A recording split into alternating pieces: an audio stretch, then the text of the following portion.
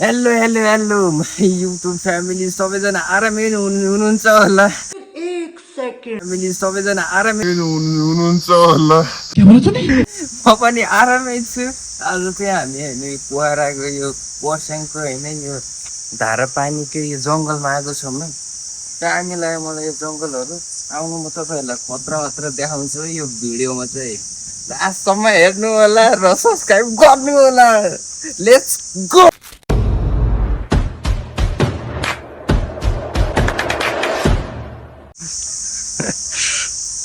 हेर्न सक्नुहुन्छ यो ठाउँमा कस्तो लाग्छ तपाईँहरूलाई।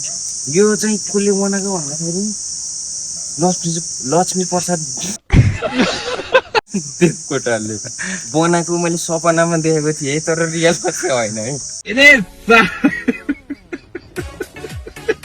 यो चाहिँ मलाई मन पर्यो, सो मैले देखाइदिएको हजुरहरूलाई। आउन सक्नुहुन्छ अब यता मेरो पछाडि आउनु होला।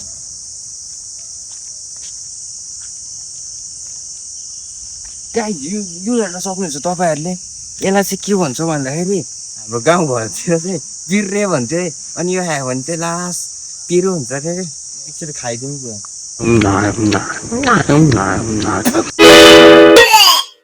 आउँदा हुन्छ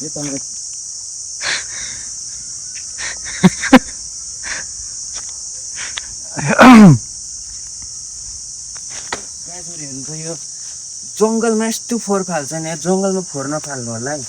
मैले चाहिँ यो तपाईँलाई राम्रोको लागि भन्नु, मतलब वो अलग ही लेवल का बंदा था।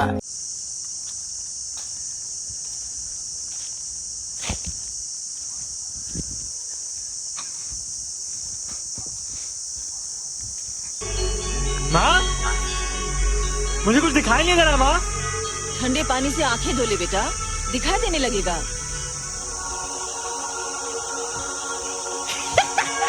माँ, मुझे सब दिखाई दे रहा है।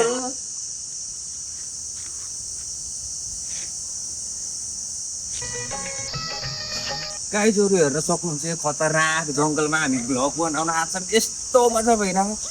मौसम तो ऐसा लग रहा है दिल गार्डन गार्डन हो रहा है। बहुत मजा आ रहा है यहाँ पे। तर एउटा कुरा है गाई, यो रुख देख्न सक्नुहुन्छ नि, यो रुखमा चाहिँ मान्छे झुन्डेर मरेको थियो।